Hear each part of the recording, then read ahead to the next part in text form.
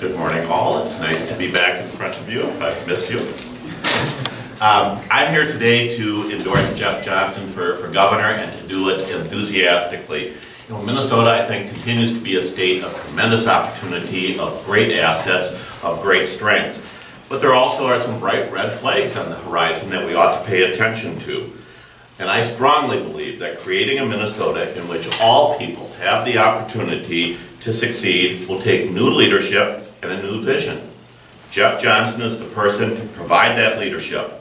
And so I'm pleased and honored to endorse him today for governor of Minnesota. I found Jeff to be a person of decency and of integrity. I know in my conversations with Jeff that he listens to all perspectives, that he is willing to explore new ideas, and that he will bring new thinking to the most important challenges facing our state. Whether the legislature remains in the control of the DFL, or as certainly seems possible, we have a split legislature, Jeff is best able to reach across the aisle and find the solutions that will work for all Minnesotans. I also believe that Jeff will bring to government a commitment to accountability that has been sorely missing. We have too many examples of this governor's after-the-fact criticism of legislation and policies that he championed and he signed into law. A commitment to accountability means first and foremost that a Governor Johnson will bring together the right people and spend the time needed to get it right the first time. Jeff and I certainly don't agree on every issue. But Minnesotans shouldn't be looking for someone with whom they agree on all things, all the time. We should elect a person we trust to listen to all perspectives and to act in ways that build a better Minnesota. I believe Jeff Johnson is that person, and I am pleased to give him my enthusiastic endorsement. Jeff, I'm pleased to be on your team. Thanks. Thank you, Tom. I will keep it very short and let you guys ask questions if you have any, but I am truly honored to have Tom Horner's support and endorsement in this race. He probably knows the budget as well as anybody in politics right now, and he's also a wealth of innovative ideas about how to make government more effective and more efficient. And importantly, he and I share the belief that government ought to refocus on its core purpose and start measuring the outcomes of programs so that we can make government work better for people. So again, I am just very thankful for Tom's help, and he's going to be a great spokesman for this campaign around the state of Minnesota to bring that vision and that message both to independents and to moderate Republicans and to moderate Democrats as well. So thank you, Tom. I really appreciate this, and we are happy to take questions if you have any. Commissioner, 4 years ago, your party exiled folks like him for even putting up an alternative. Are the wounds being healed, or can they be healed in time for you?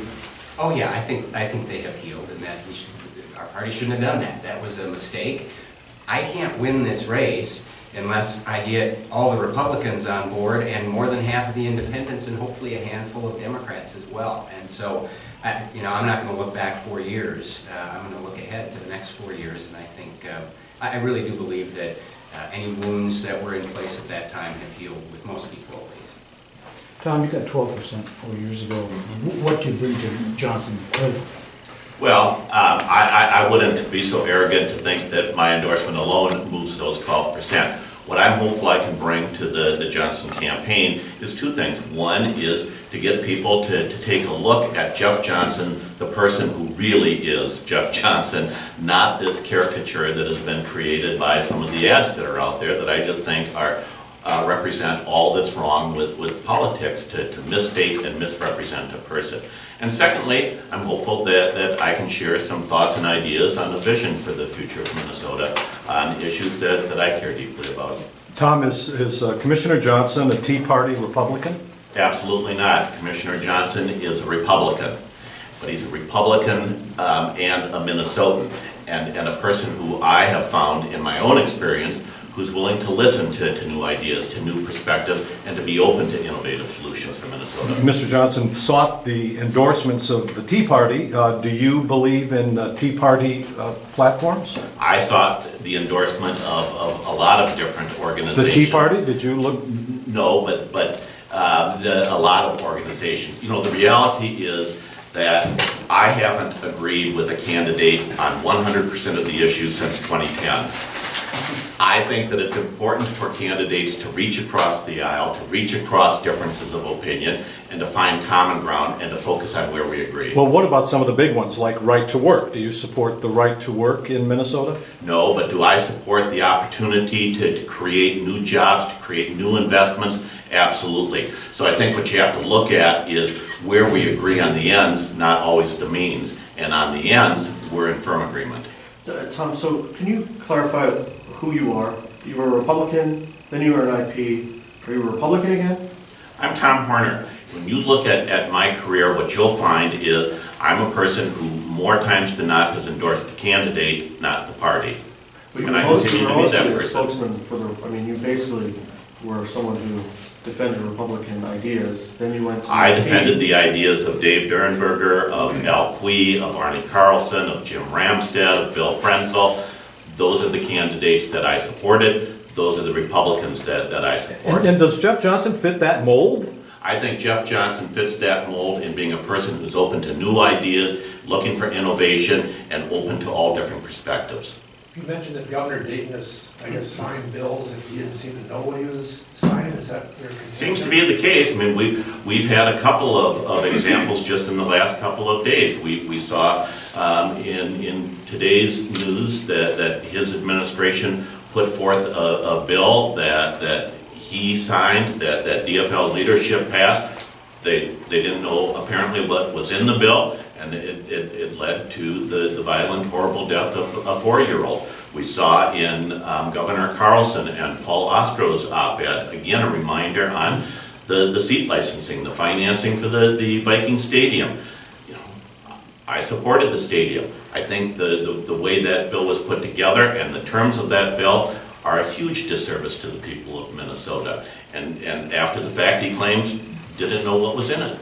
I mean, we just see any number of examples where he has walked away from any accountability on issues that he should have accountability. Tom, Republicans have said that Governor Dayton's $2 billion in tax increases were going to hurt the economy and that it was going to come home to roost, but so far job creation seems to be going pretty well. The economy in Minnesota seems to be humming along. What is your view of the tax increases that were imposed by the Dayton administration? I think we need comprehensive tax reform.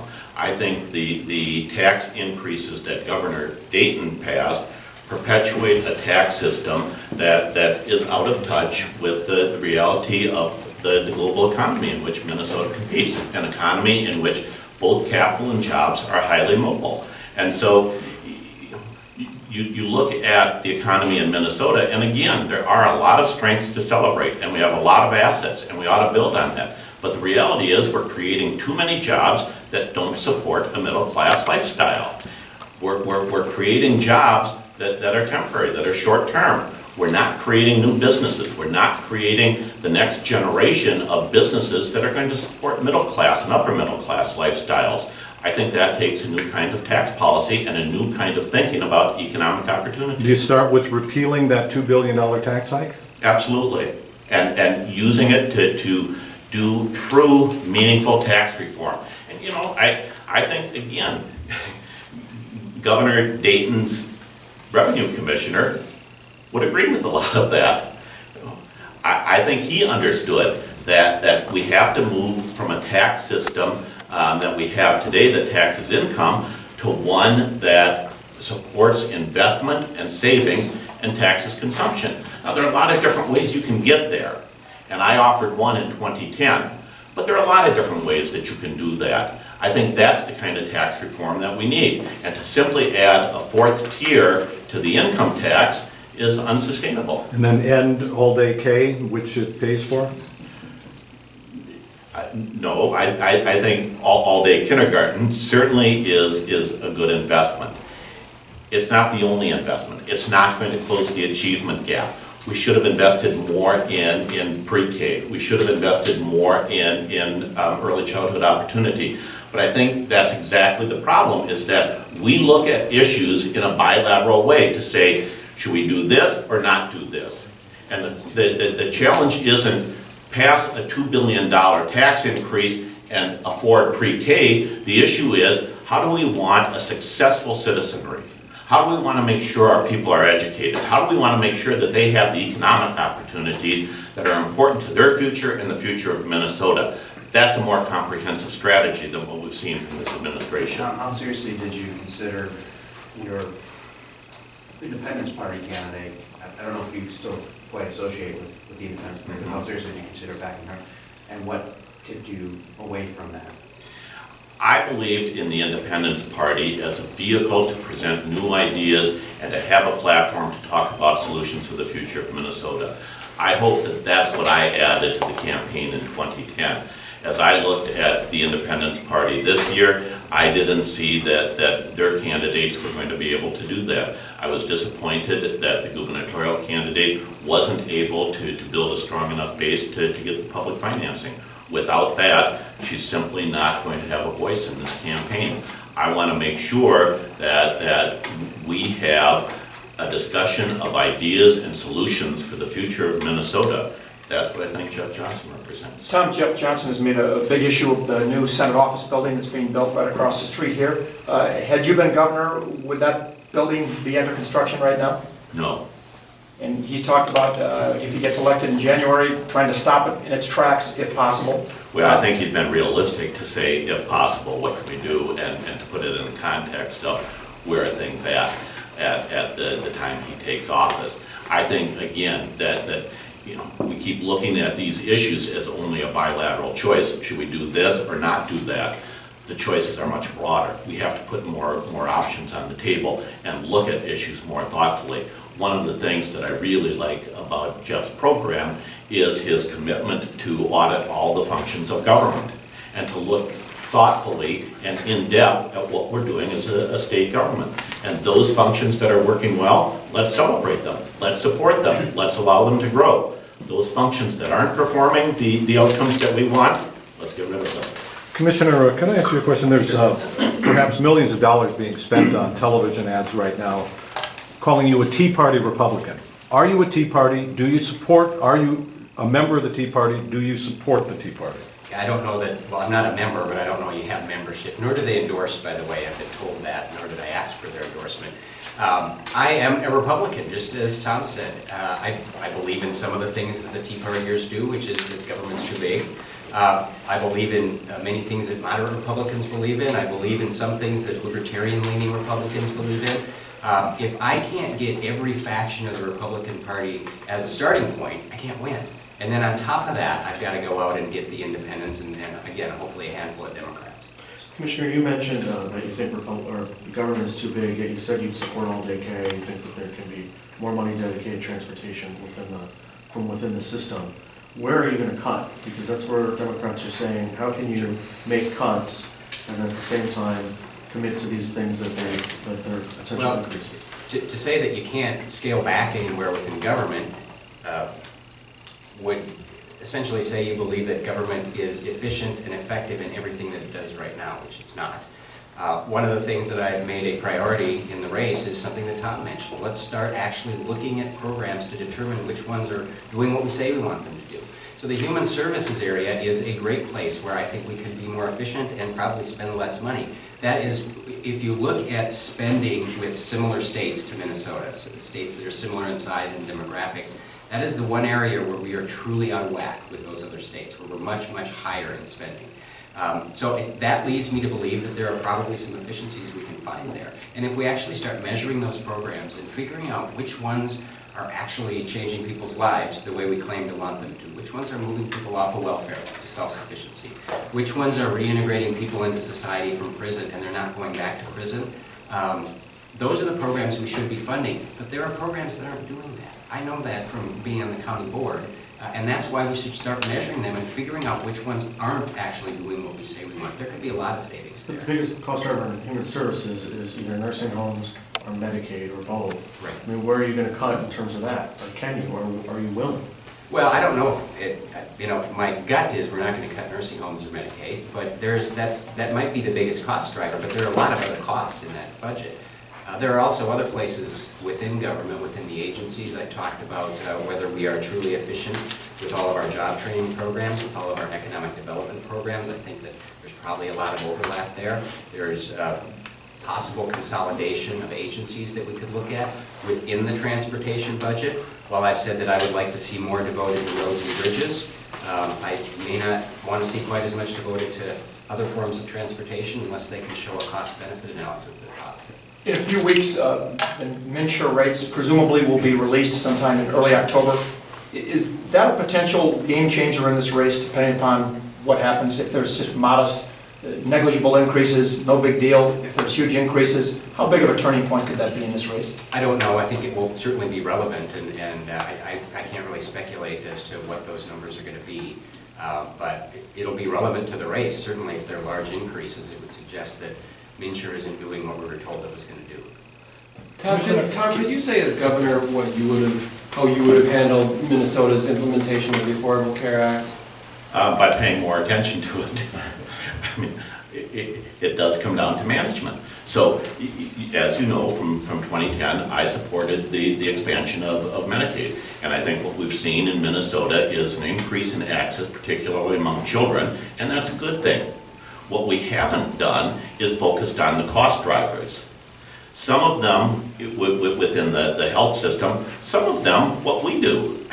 We haven't done enough to address the issues of childhood health, of obesity, of all of those issues, nutrition and exercise, that contribute greatly to the cost of healthcare. We need to pay attention to that. That's something where the governor can be a leader. And I also want to go back to you know, I've been around Durham River way too long to not address some of the healthcare issues. And so when you look at nursing homes, yes, as we've seen almost every week in the news media, stories about how care in too many nursing homes is inadequate. But the answer isn't always, let's put more money into it. The answer is, let's figure out new solutions. And so there are great innovative proposals on the table from the Citizens League and other areas to say, let's figure out how government can encourage more private savings. How we can truly make it possible for people to prepare for retirement and for long-term care in a way that is going to provide them with a decent, comfortable lifestyle. They shouldn't be put at risk. And that's not always just putting more government money into it. Do nursing homes need more reimbursement? Do they need to be paid at a higher level? Yes. But some of that can come from the private sector. Some of it can come from individuals if we make it possible for them to save. Jeff, what's his role for the next 8 weeks, and do you envision that this is more than just a 2-month hitch? I mean, is he the type of person you are sizing up as a potential administration component if you win? Well, his role in the next 2 months is whatever he's willing to make his role. I know he's willing to go out and be a surrogate for me and reach out to people that maybe don't know me as well, which is going to be a big help. And we haven't talked at all about after the election. I have no idea whether he'd even be interested, but I would love him to be involved if he's willing. Commissioner, the Republican state auditor candidate may have sent explicit compromising emails that he is denouncing. The media reports about it. These are emails of a sexual nature. Do you support the endorsed candidate for state auditor? Oh, absolutely. And I talked to Randy last night about this and saw his statement, and it appears to be a private matter. It certainly doesn't affect my race. I doubt if it will affect his race, but yeah, he'd be a great auditor. And I'll support him. Are you concerned about the sending of those kinds of emails? Well, I haven't seen any emails. I've only heard allegations about it, so. Well, he admits it. Well, yeah, but those kinds, I'm not sure what that means. He said, yeah, we emailed back and forth. So, you know, this is not going to affect my campaign, and it's not going to affect my support of him. And if more is revealed, will you reassess this? Well, anytime something new comes up, I will assess, but I certainly support Randy's. Does it raise questions about his judgment and character? Not based on what I know, no. It sounds like a private matter. Did he- No, it does not. Did he tell you much detail? He told me enough for me to be comfortable. On another endorsement matter, who do you intend to run in for Supreme Court? I don't know. I'll figure that out later. But isn't that kind of a litmus test? You're going to be governor, you're going to appoint some, potentially appoint some. Yeah, I don't know. Tom, Jeff I'm said, going to a Dave Lilhoff fundraiser tonight. Jeff said you can do whatever you want to do in campaign. What are your ideas? How much time do you have to devote to primary?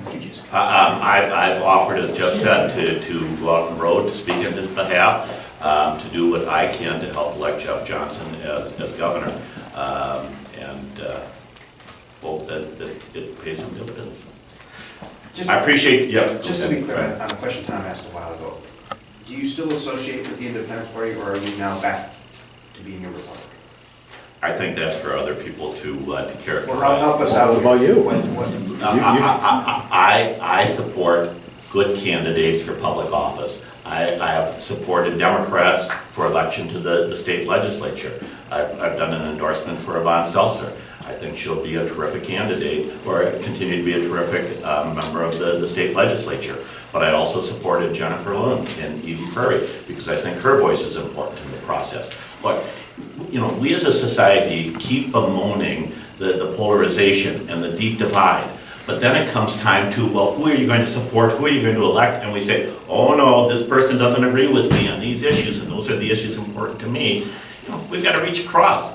We have to accept that compromise entails taking some issues where we agree and some issues where we may disagree, and look at the candidate and look at people who are willing to listen, to be open to new perspectives, to be innovative, and to address solutions for the future. I think there are Democrats, independents, and Republicans who are willing to do Let me ask it that. this way, more Independence Party or free agent?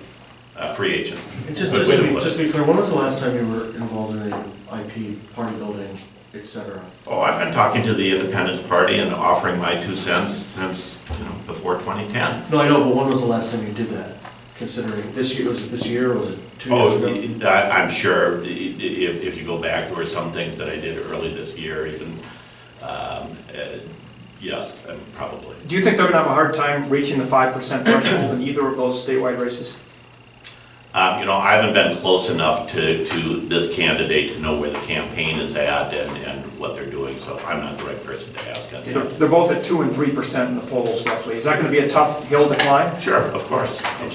And as I said, I think for the gubernatorial candidate made that much more difficult by virtue of not having the public funding. And I think that it means that she's likely not to have much of a platform, if any, in debates and other kinds of campaign activities that give her the platform. That's my disappointment.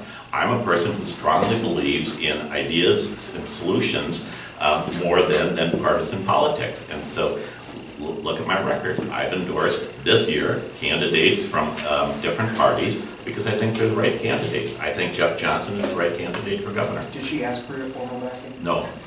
Commissioner, can you, speaking of debates, can you explain your thinking in terms of saying you won 13 debates, then criticizing the governor for ducking debates, and now settling for fewer debates than he actually Yeah, requested? well, I mean, the big discussion was whether we have televised debates. And he started out only wanting 1. We got him up to 3, we would have liked 4. But that was the real sticking point, was whether they'd be televised. And my thought is televised is best because most people see it. But why did you settle for fewer than he offered? Because we wanted another televised debate and he wanted a non-televised debate, and it seemed, he disagreed to the televised debate, so it seemed easier to just go with the 5 that we actually agreed on.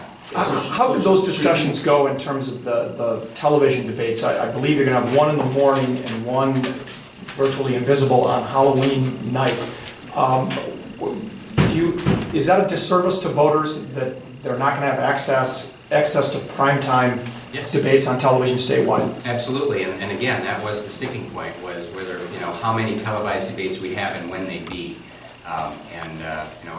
I wasn't part of those discussions, obviously, that was a staff-led discussion on both sides, but I think the governor wanted, he just didn't want a lot of focus on the debates, so fewer people will probably see them. And do you believe that he did not want there to be, Why is that? he wanted to minimize the number of Minnesotans who could see you guys debate? I think so, and I can't speak for what he's thinking, but I don't think he wanted us next to each other at podiums discussing our visions for Minnesota in front of large groups of people. So we're not going to have as much of that as I'd like, but that's the way politics works sometimes, unfortunately. We've taken enough of your time. Thank you very much for Jeff, being one here. more. That's all we got. Do you think the IT candidate got included in the debates?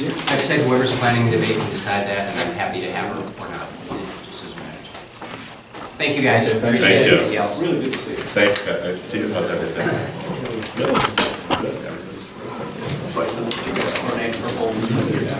We got the same suit on.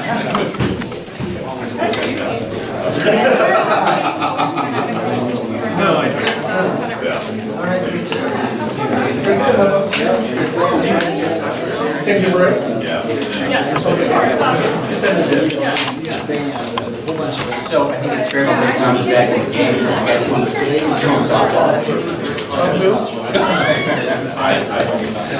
Oh, we're just first, we don't see you guys. You are?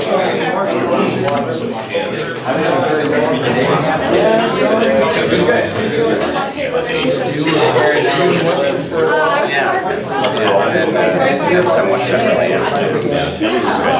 So were you gonna see your campaign for it? Yes, oh yeah, absolutely. I'm campaigning every day somewhere. I'm also you don't see as much of that, but I think so. I mean, honestly, they're working on the schedule every single day, and on a day-to-day basis, I'm not sure what's coming next. But yeah, I've got to get out there. I mean, I got to raise the money to get on TV, but I also have to be out there talking to people. When do you get on TV? Hopefully soon, next few weeks. I'm not a Tea Party Republican, is that how you started? That's right. Does that remind you of I'm not a witch? I don't think that worked very well for her. So no, we won't start. Characterizing most fundraising.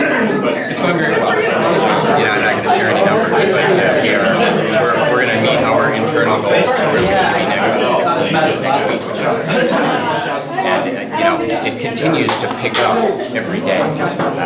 Past Labor Day is held, and I think it will continue to pick up. And a lot of it's going to come in towards the end, and always. There's been some concern that businesses sit on the sidelines or see that. No, not at all. In fact, you know, I think part of that was raised because the Hubbard Roses celebration was canceled, and that was somewhat of a misunderstanding on their reschedule. So we got that back on the calendar. The chamber endorsement is very helpful, and there's a lot of key business people who are on my finance team now. All right, thank you guys. Good to see you. Yeah, nice to see you. Very good to see you. Yeah. Hey, Bill, how are ya? Treating you well? Just like if you're interviewed, call them by phone. I got nothing else, or I'm gonna go back. Yes. Oh,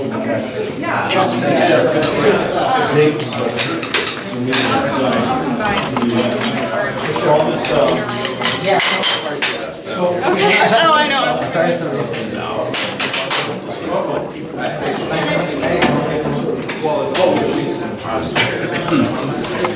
Excuse me. Thank you I thought you were right there, that's why I was confused. Yeah. Sure.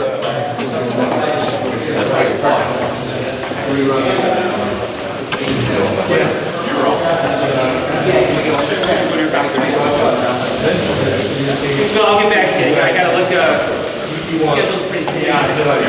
See what you can do. Nice job. Yeah, that's good. Didn't throw you up any stuff. You guys have. Sure. Go with your catch. I'll call you. We wouldn't expect that. Yeah, thank you. We got a minute? Yeah, you guys got a minute? Yeah, sure. That'd be great. All right, I gotta say, good to see you guys. Yeah, good to see you. Thanks. Okay, who's who? Which one's DFL? Which one's? DFL. Hey, nice to meet you. You are? Mike. Mike, good to see you. Terrific. Yeah, I missed you guys. Yeah. It's been 4 years.